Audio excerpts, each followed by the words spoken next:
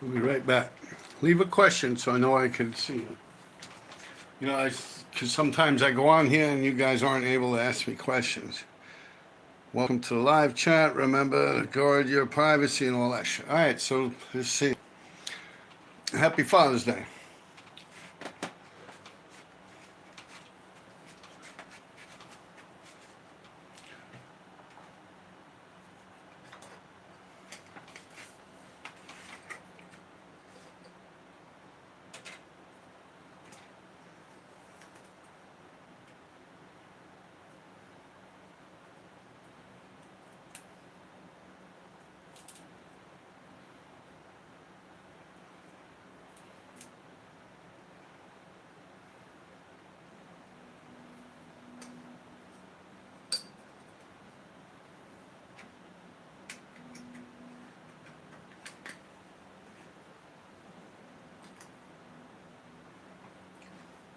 Let me see. I'm unable to leave. All right, great. You're able to leave questions, right? Great, great, great, great. Yeah, happy Father's Day.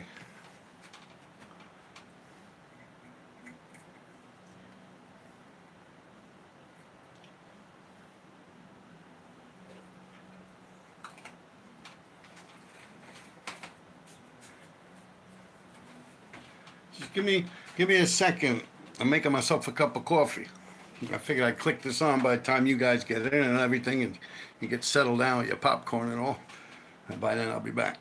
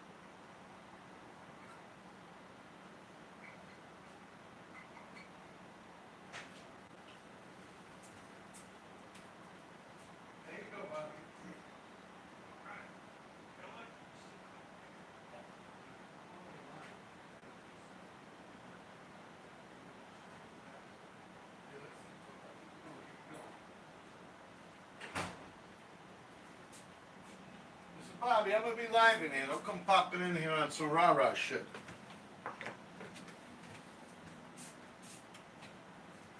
Alright, that's good. Are you guys still there yet? Alright, I'm gonna try and see. I'm actually on the phone on this tripod. So I'm doing this being I'm making t-shirts. I could go live, right? Multitask.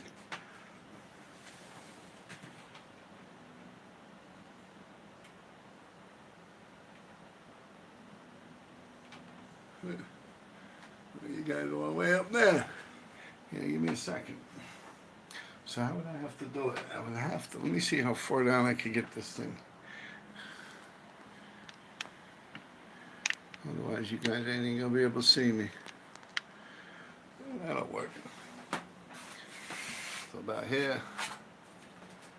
What about if I stick her in the corner? Alright, you can see the E. That's off right about there. If I go like that. Ah, schema.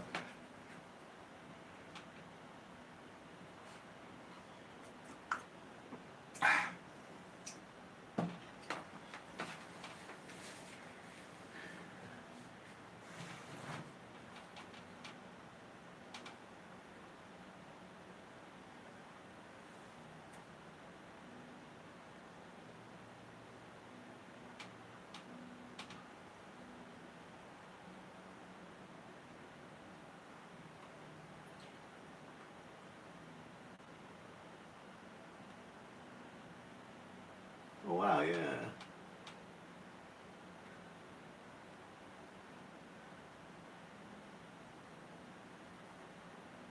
Yeah, so I could see it here. I could read the comments there, and I could paint here. Yeah, I'm good. I got you there, people. No, it is. I keep getting orders. Let me turn this volume off because it's fucking me up. I keep getting orders. Let me turn this volume off because it's fucking. I don't need to hear myself talk. That shit'll drive me nuts. I don't even know why you guys want to hear me talk.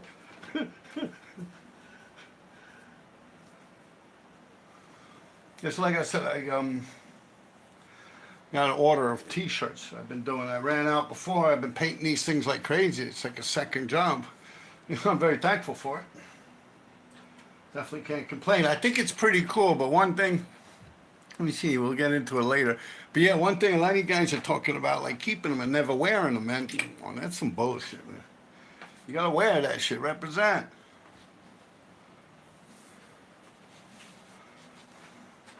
It's like the more you wash them and the more banged up they get, the better they look. Yeah. And they glow in the dark too.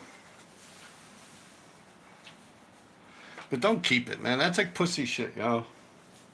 You gotta go through it. Yeah. Wash it, fuck it up, rip it in half, and then call me up, get another one. Or email me. It's like the batteries. I do remember back in the days, man, and batteries like Everready and Duracell, them things used to last longer than they last nowadays. It's like the company makes them cut out quick because there's only a few companies there are. So I know you're only going to buy another battery, spend money again on it. So. But I do these things as durable as I can. All right, so how much are we in here? From here to here. All right. Yeah, but I got to get it up here. Let me see if I can put something under it.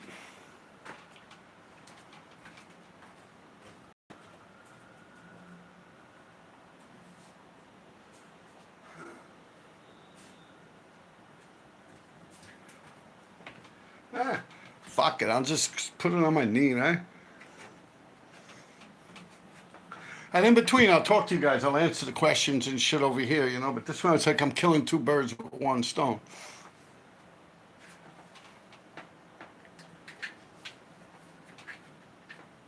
So I used the fabric paint.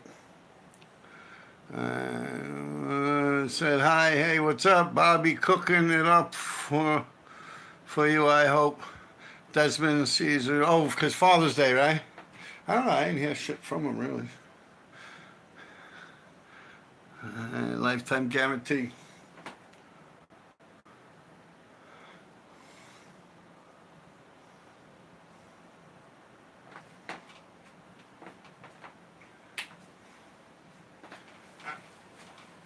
Let me see you. I can't even, man. I'm all the way over here and shit. You guys are all the way up there, man.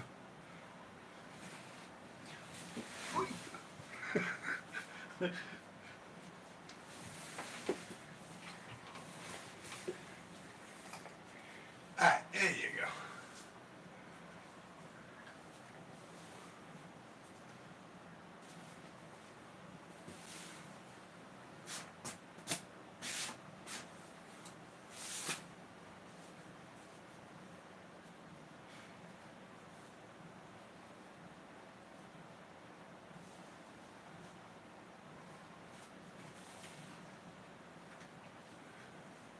See it. Right here.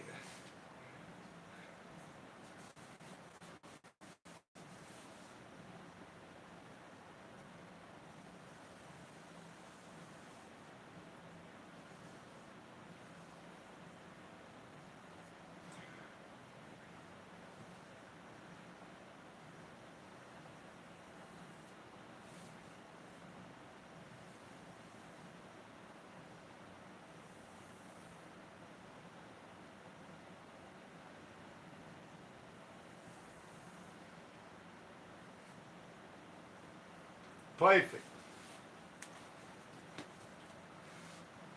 No way, once I do this, I let it dry, so then I'll be answering the questions. Right here we got the questions.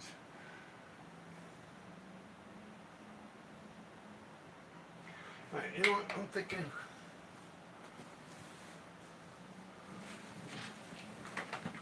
I could lower it. Hold on a second.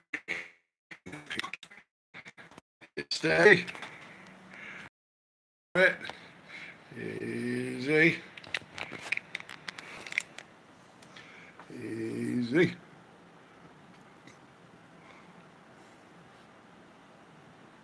A little more. All right.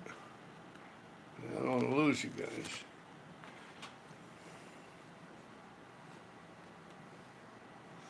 Now what are we up to? The sleeve.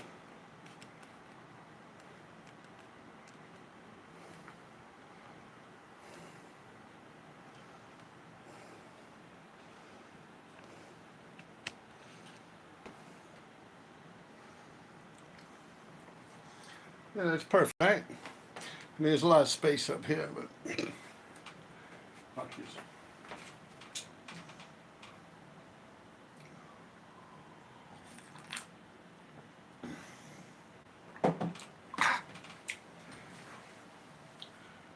A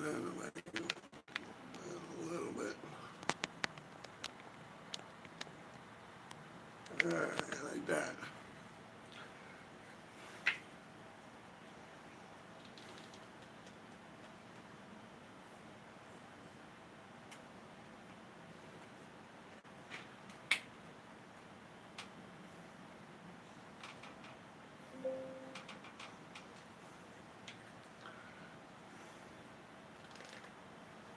All right, let me see what I'm doing. Happy Father's Day, Happy Father's Day. Hey, Happy Father's Day.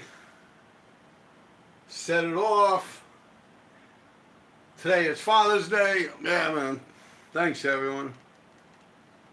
I'm always a happy father. My kid's good, you know. He's probably out there burning cop cars, right? No, he's right in the other room. He's painting like I'm doing. He's painting a big painting, but he's got this big show coming up. It's like nationwide or something. It's religious art that he's submitting. And it's got some pretty tough competition, but see what happens, right? I'd like to tell you guys more information about it for support, but I don't know, half you people are probably haters on here, you know. Probably do more harm than good.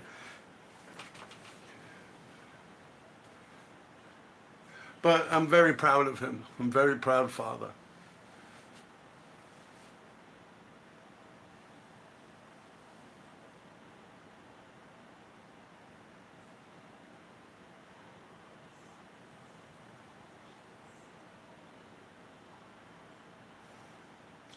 Am I blocking it?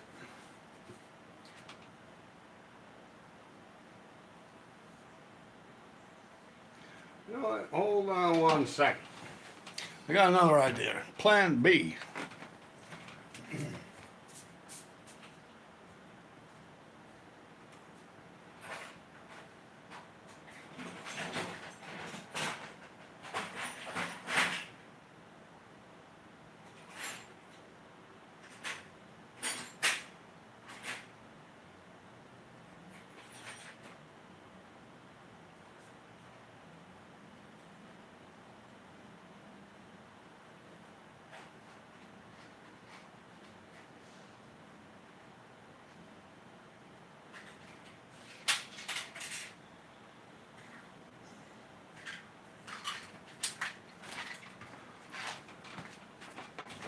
Plan B.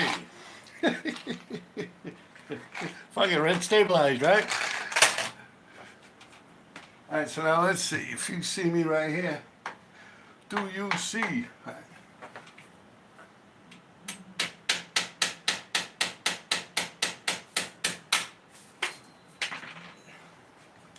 You know what it is? You're supposed to screw them into this wall. There's a landmark. This build I'm in.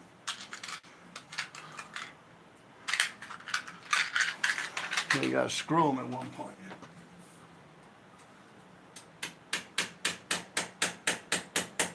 It's like literally a brick wall behind there.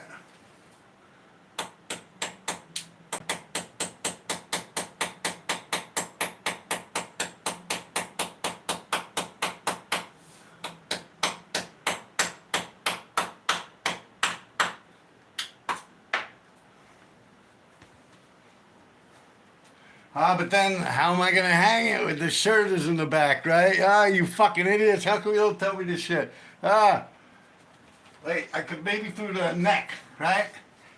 See, I'd go like that, right? Otherwise, I'd be poking a fucking hole in the back of my shirt. You guys want me to do wrong? I see how it is.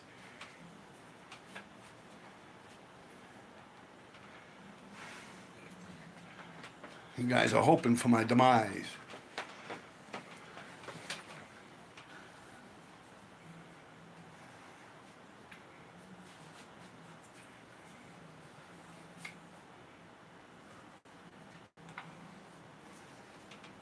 I think that'll work, no? Well, see?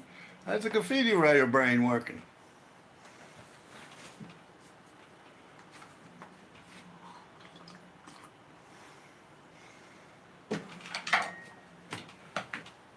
Enough bullshitting around. Let's get to work here, people. Chop, chop, you must work.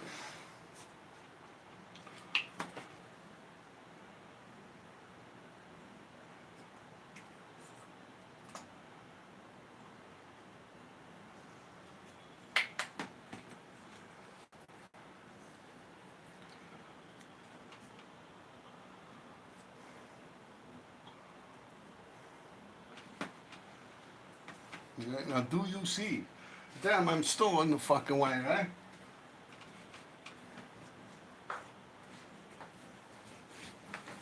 How about now?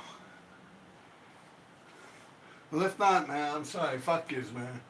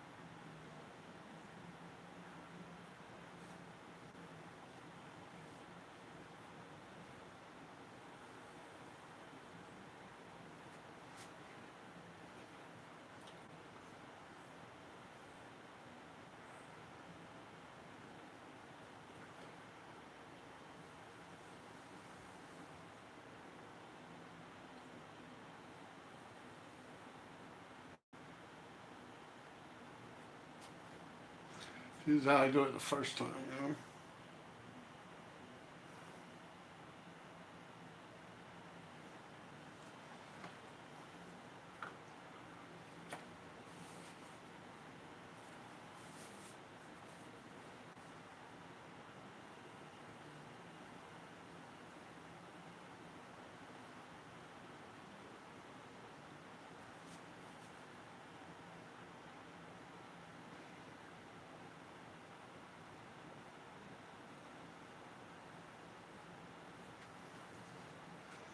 Easy.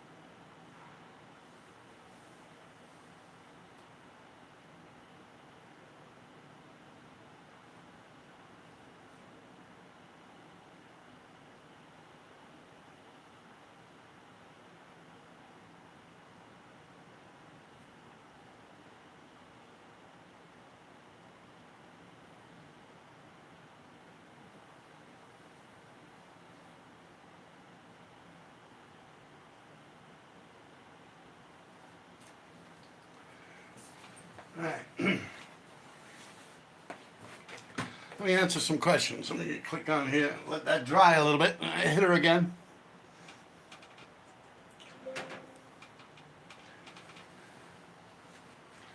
Wait, why is it stuck up like that? Would my shit freeze up? Now, what do we got?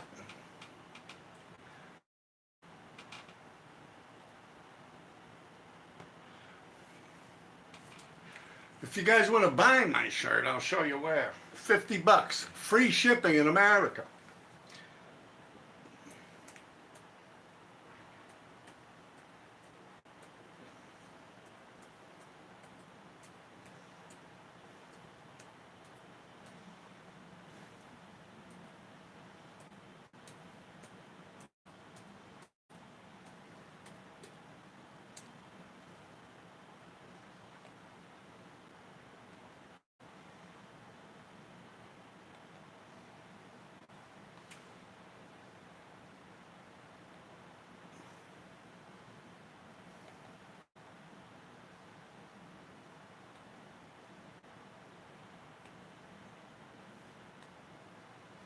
See it? All right. Let me see. Maybe I could just answer questions here. If you want to get shirts, you could Gmail me at that. You know, that's my email, Gmail. Also, I have this buy me a coffee thing that I figured out eventually. I actually got rid of it about a year or two ago. And I got it up and running again. So I'm going to have these shirts in. I have a couple different designs. Like I have this one that I've done it. I think I've done it here on YouTube, but let me see if I can give me.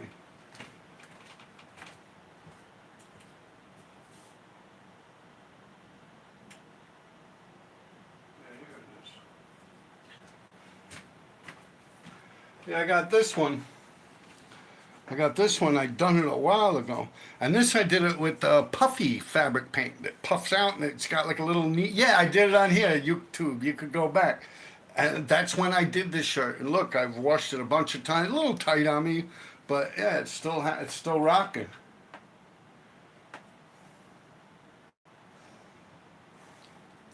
Yeah, 2023. Holy shit! Look, yeah, and I've washed this shit a bunch of times, man. It looks good. Yeah.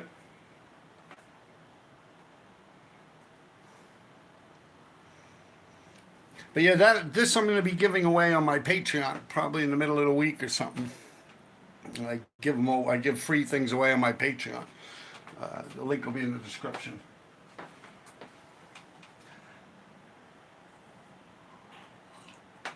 What's up? How's everyone's Father's Day? Good? Yeah, happy Father's Day. It helps hit his channel. Yeah, like the page, subscribe, all that. RD made an auction for the shirt. I bid 30 USD. No auction. That shirt that I just showed, no, I'm going to give that away on my Patreon. I'll tell you what size it is.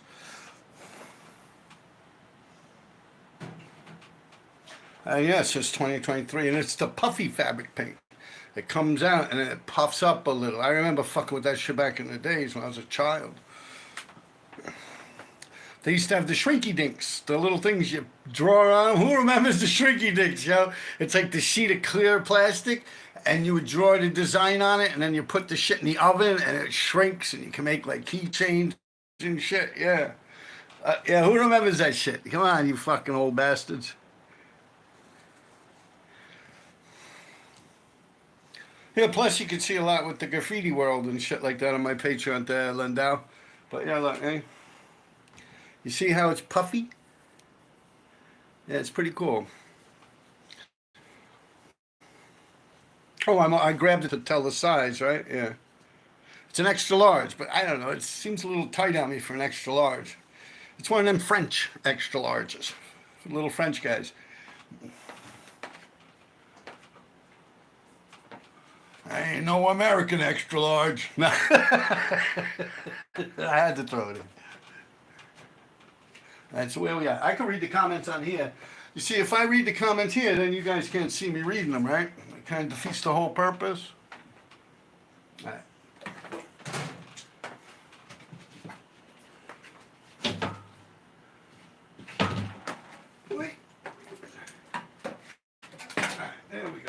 we're still hooked up. Hey, see, now you can see me reading my comments, right? Well, not really if I'm looking away from you. ID make an auction here. We did that. All right, let me start from the very, very beginning. Desmond Cassidy, Coat 1. Said hi, what's up? Bobby cooking it up for you, I hope. Nah, he's busy. He's got his own thing doing. I just described that. He's got a thing coming up. He's got to enter his art into it. Lifetime guarantee. Oh yes, set it off. Jake Withrow. Well, fuck that shit. I ain't the one for the punker bully with a badge and a gun. Alright. Benjamin, happy Father's Day. Happy Father's Day, DV-ism 1. Brothers Elite. Happy Father's Day. CX Infinity, happy Father's Day. Miriam, hey. Lingao, happy Father's Day. Barbie, vlogs. A little like that. Hello from the Philippines. That's Barbie vlog. Lindau, happy Father's Day towards all the fathers. Shout out. Sam, hey, happy Pride Month. You fucked it up. Wah, wah, wah. Come on, man. That shit ain't flying over here no more. That ain't a thing no more, man. I shout out towards D3, Sammy Legend, Crooks, Sal, the TBK Killer, Lindau, Bobby Jr., Soul Artist RD. Make a GoFundMe. Nah, I don't beg for money, man. About the religious art. It's not Pride Month. It's Men's Mental Health Month. SA one bad ink, bro. Do a force field around. Let me see. King Pops 1. SA one bad ink. Bro, do force field around the RD, then some drips. Yeah, I thought about that shit, but I like to do it just like if you seen my mean streaks on the back of trucks, you'd fully be like, oh shit. So I try to keep it like that. Congratulations on coming out, my gay king. Brother, nothing but love here. And see you next. Hang on, something. Let me see. All right. Now we got Lindau, Brother King. Yeah, I got rid of that Yisfield Globe. I'll get into that. A lot of you guys ask about, but yeah, man, I get a kick out of that shit, man. You ever meet Bill Rick? Never heard of him. From RTW, Bill Rick? Nah, Bill Rock I heard of. And someone corrected you. All right, and then now we're up to my thing. Hi, this, that. Yeah, so, yeah, I just, I found this shit. I found something fun as fuck to do. I see some people, they comment, and they try to piss me off. Like on my videos and stuff after the fact. And even on here, they'll write this whole big shit. Once I see where it's going, I just block it and delete it. I don't even read it about it. Yet they wrote some shit like this fucking big. They sat there for like an hour. And I was like, yo, if they had a brain, they'd at least pop shit at the end. So maybe I'll read half of it, But yeah, I'm like, oh, fuck that. And it's like, then they're like, yo, how come you didn't respond or you blocked it this time? I'm like, what the fuck? I don't gotta read that shit. What the fuck I look like, man? I ain't trying to be civil and all that shit, man. I am what I am. I did what I did, and I'm out here just explaining that to you, man. Like I'm no Michael Jordan and shit. I'm not out there telling you to go to school and be a good little kid or whatever, and positivity in life, man. It's just you're on the wrong channel for that shit, man.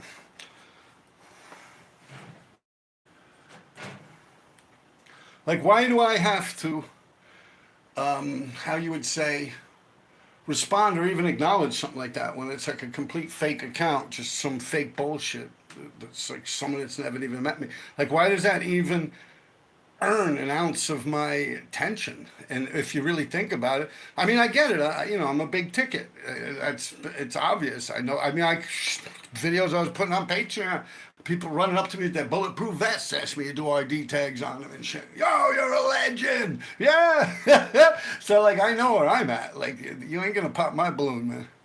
My head is like this.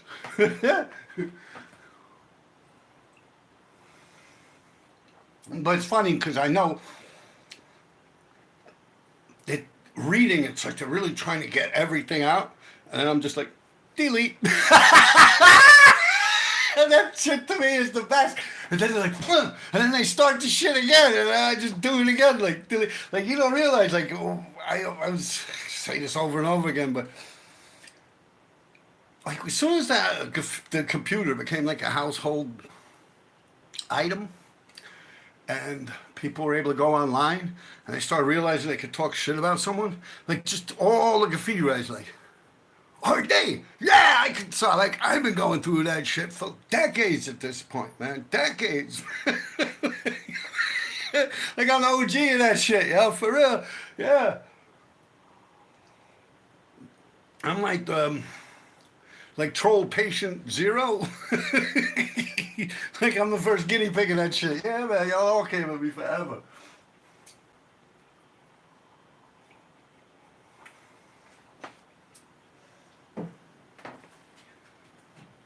All right, let's get back to work here, people.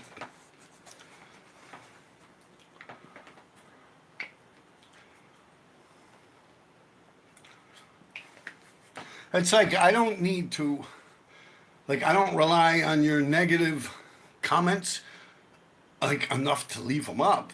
Like that's crazy. Like I don't give a fuck. I'll just delete it. Like I said many times, like the amount of subscribers and this and that. I don't give a fuck about that stuff, man. I'm not monetized. I don't make a penny off that shit other than me sitting here saying buy my T-shirt. You know what I'm saying? Or go on my Patreon. You know, like yeah.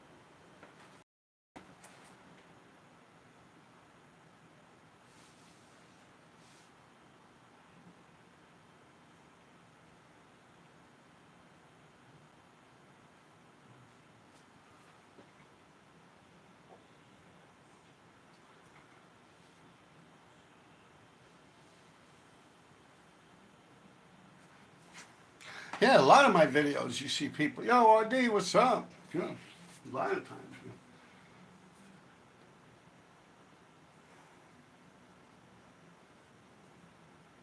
Like it's honestly, you could say like a percentage. Like if I was to go through my Patreon videos, out of I don't even know how many, I don't want to make up fake numbers, but maybe 5%, 6% of the videos, someone will be like, yo, RD, yo, what's up? This, that, yeah.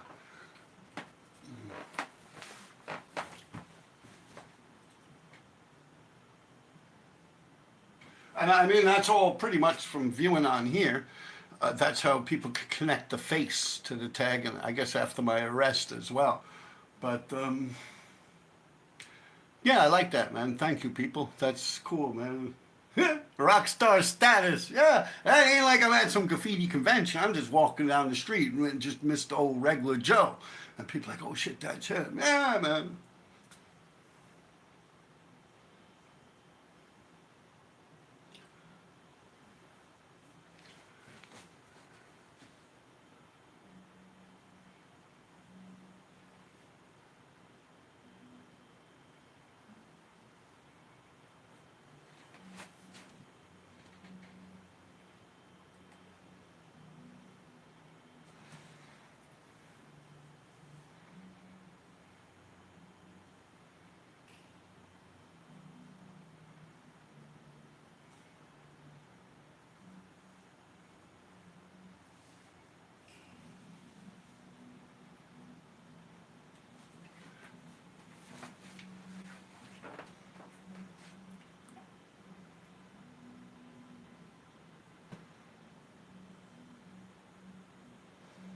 The spray paint cap, I just put the white in there so I don't have to keep opening it. Otherwise, the white will start hardening around the nozzle.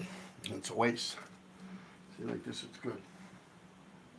But yeah, I want to get to the Home Depot. I want to get sheets of like press board or something so I can put a lot because I keep getting big orders of these shirts. And I'm like, damn.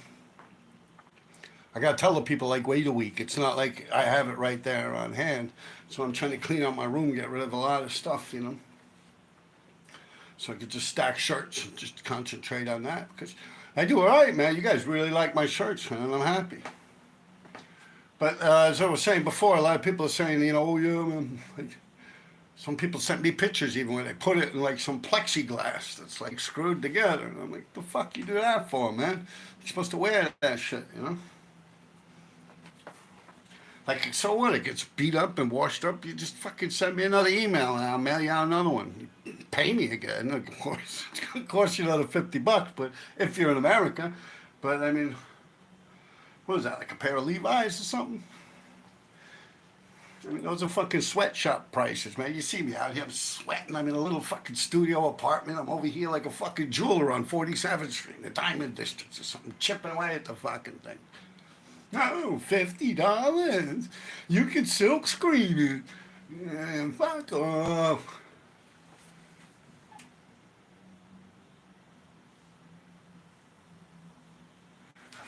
Get me a migrant, right? Get me a migrant. Teach them how to do that shit.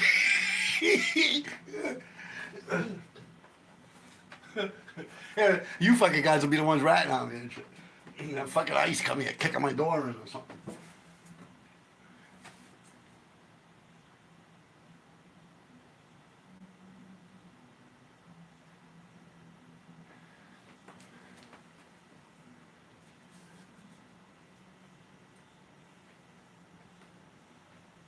But oh, you can see, I put my heart and soul in each and every shirt. Yeah. This ain't no little nickel bag funk on the corner, man.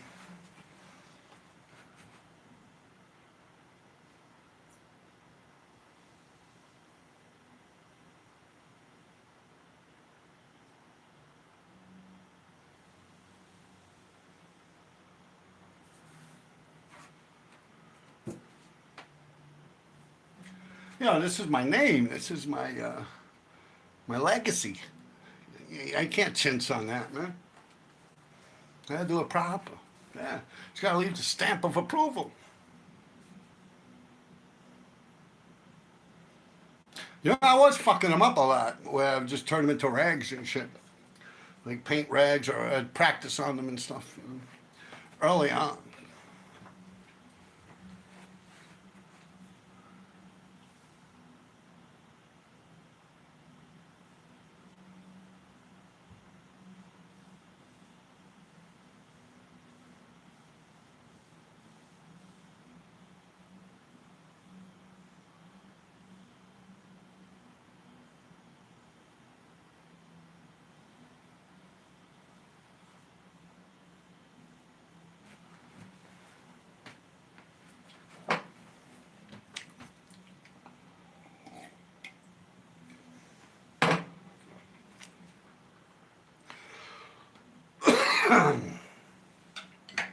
I'm gonna roll myself some marijuana, right?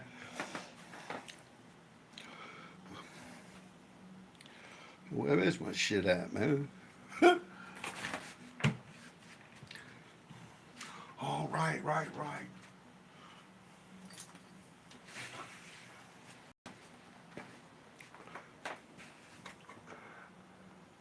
The fuck is the papers?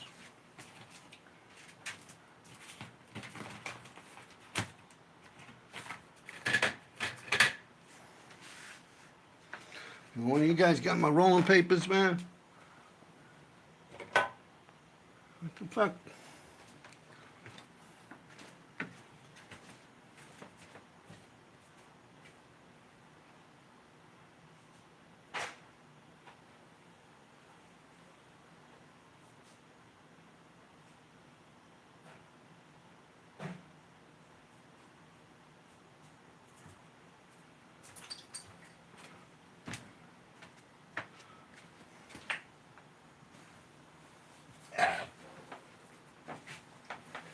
can't find my rolling paper.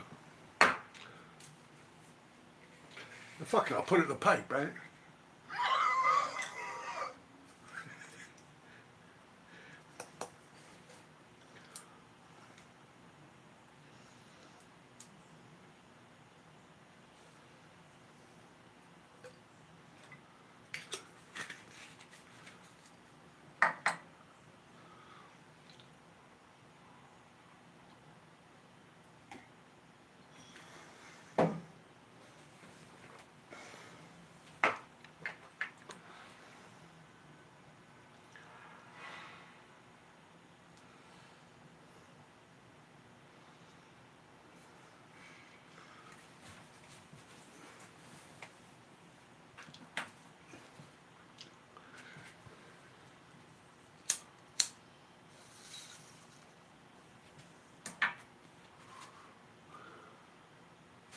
All right. We now. If you were to go out to catch tags, but only could bring one color, what would you bring? And that's from Mike O'Regan. O'Regan. And the way your city is right now, like right now, you said, right?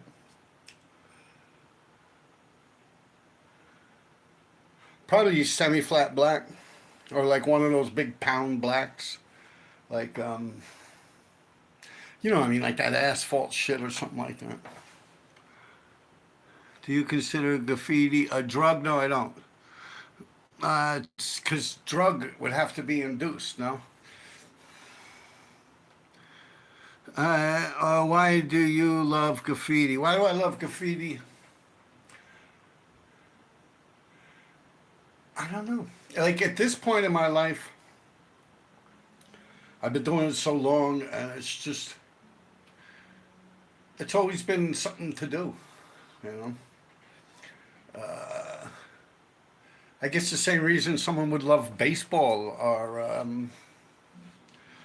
I mean, you have different levels of it, but you're asking me why me. Like some people just honestly love to collect stuff. And that's like almost like that collector or like a hoarding mentality. But as far as it goes with my situation, I love it. I love the adrenaline. I like to keep going. I know that it upsets a lot of people. Um, that's a plus on it. Like I'm still going while all of my enemies are done and washed up and sitting on their couch all fat and shit looking at me still out there like that. I like that. And it keeps my powder dry, man. Yeah. It's like an activity where you know, it's almost like going to the gym and doing a workout or something. It's I wouldn't say a need because I could go long periods of time without it. I mean, that sounds like an alcoholic or something, or like a drug addict. But like I said, something you would be addicted to. Although I guess off-track betting and just betting and gambling, yeah, people are addicted to that. But the way they worded it was drug. If it's a drug, and a drug would be induced. It's something you have to take, whether it's intravenously or orally or through the skin or something like that. Um,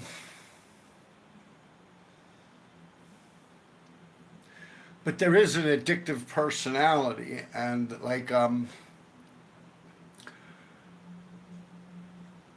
believe it's yeah, this like addiction in itself, like being addicted to something. People have different deviant like sexual behaviors that are addictive. Gambling, people could be gambling and addictive, and then it starts to fall more towards like an adrenaline junkie, like the motherfuckers that climb up real high with the video cameras and shit like that, and cliff diving and stuff. For instance, when I was living in Jamaica, wasn't really writing much. The place is beautiful. Who the fuck would want to write there and vandalize the shit? It's so beautiful. I took to jumping off of cliffs, you know, 6, 7 story cliffs, 100 feet off the ground, 10 stories. And that would keep me good. Like I'd take a bunch of mushrooms and I'd jump off cliffs. That would kind of keep my powder dry. Like I seek that. It's not that I seek attention. I could care less about that. But then again, if I could care less, why would I be on YouTube talking about, yo, I'm out there, yo, fuck that, ain't no. So yeah, it's. I guess it's hard for me to be honest about that, to be truthful with you, to not be a hypocrite. Yeah. I don't know. I guess it's a question I should think about for a while. But originally, the reason I started writing graffiti was everyone was writing in my neighborhood. I hung out with the older crowd, my brother's friends, which were like maybe 3 years older than me. So those guys were into graffiti and dragged me into graffiti. They used to hit the sixes and stuff. And I kind of got dragged into it. Sometimes my brother would have to watch over me. My mother would be working late. She was a babysitter. My mother would be babysitting kids on Park Avenue. They were actually older than me and my brother. Man, she'd be babysitting them and leaving us in the house alone and shit. So if my brother went somewhere, he would have to take me with them. I would be tagging along while they're tagging, doing their graffiti, tagging along. That's funny terminology, but tagging along. I was literally tagging along. It's not like I wanted to. There was situations going in train tunnels and shit like that. I was like, oh man, I don't want to go in there. Why we got to go in there, man? I was young, man. Like literally my whole fucking life, man. At this point, I look at it like, why stop? Like it's all green lights up ahead. It's like, yeah. Let me smoke some more weed, right?